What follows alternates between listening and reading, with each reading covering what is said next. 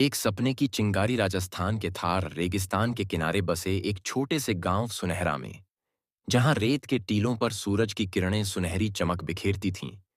वहां रहता था एक युवक जिसका नाम था रवि। रवि का सपना था कि वह अपने गांव को पानी की कमी से मुक्त करे और हर घर में हरी भरी बगिया लाए। लेकिन सुनहरा गांव में पानी की एक एक बूंद कीमती थी। गांव वाले पानी के लिए मीलों चलते और रवि के सपने को सुनकर हंसते। रवि, तू पागल है, वे कहते ही ये पे।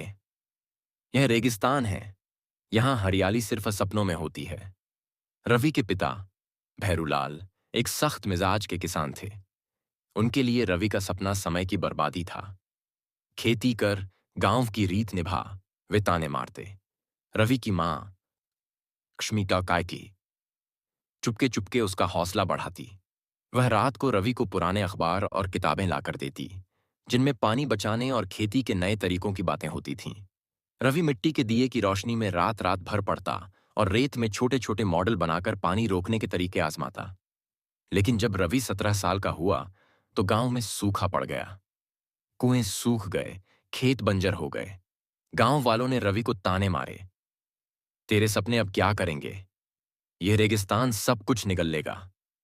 रवि का दिल टूटा, लेकिन उसने हार नहीं मानी।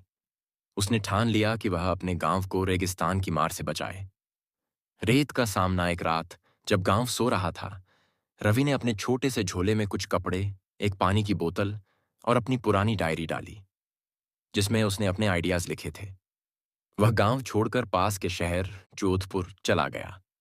जोधपुर की रंग बिरंगी गलियों और हलचल ने रवि को चौंका दिया। उसके पास न पैसे थे न कोई जान पहचान।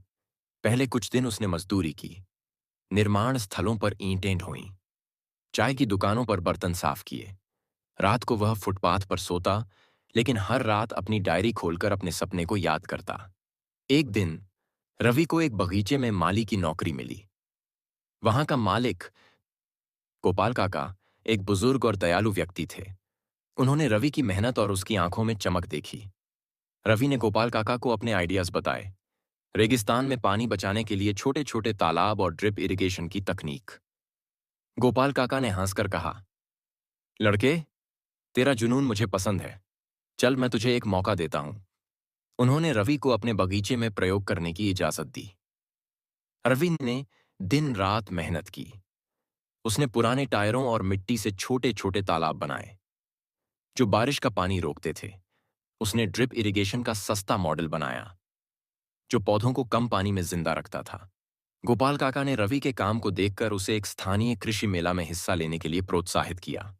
मोड़, एक नई रोशनी जोधपुर में हर साल लगने वाले कृषि मेले में रवि अपने छोटे से मॉडल के साथ पहुंचा।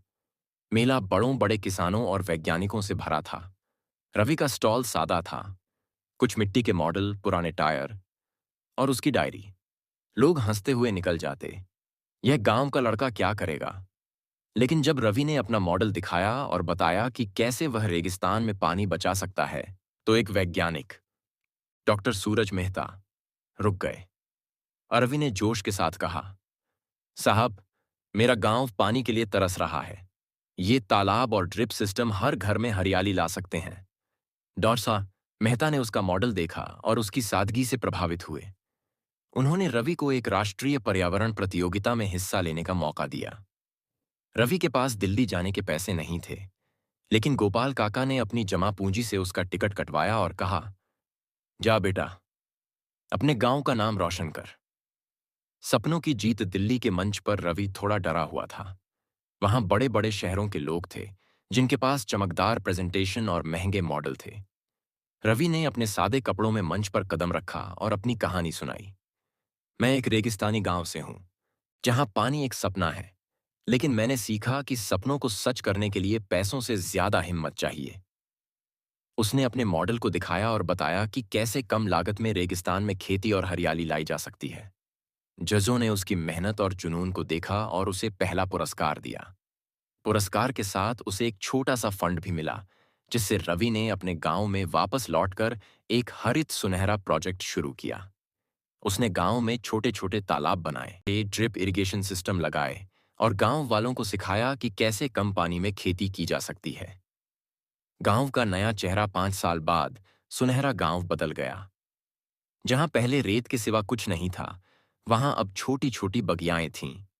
गांव वाले अब रवि को पानी वाला भैया कहते। रवि ने एक प्रशिक्षण केंद्र भी खोला, जहां वह युवाओं को सतत खेती और पानी बचाने की तकनीक सिखाता। एक दिन उसके पिता भैरूलाल प्रशिक्षण केंद्र आए। उनकी आंखों में पछतावा था। बेटा, मैंने तुझे गलत समझा। तूने तो रेगिस्तान में चमत्कार कर दिया, उन्होंने कहा। रवि ने मुस्कुराकर जवाब दिया, पिताजी, यह चमत्कार नहीं, मेहनत और विश्वास है। जीवन की सीखरवी की कहानी हमें सिखाती है कि सपने कितने भी बड़े हों, अगर दिल में जुनून और मेहनत का जज्बा हो, तो कोई भी रेगिस्तान हरियाली में बदल सकता है। उसने दिखाया कि हिम्मत, क्षमा और समाज को बदलने की इच्छा एक इंसान को कितना ताकतवर बना सकती है।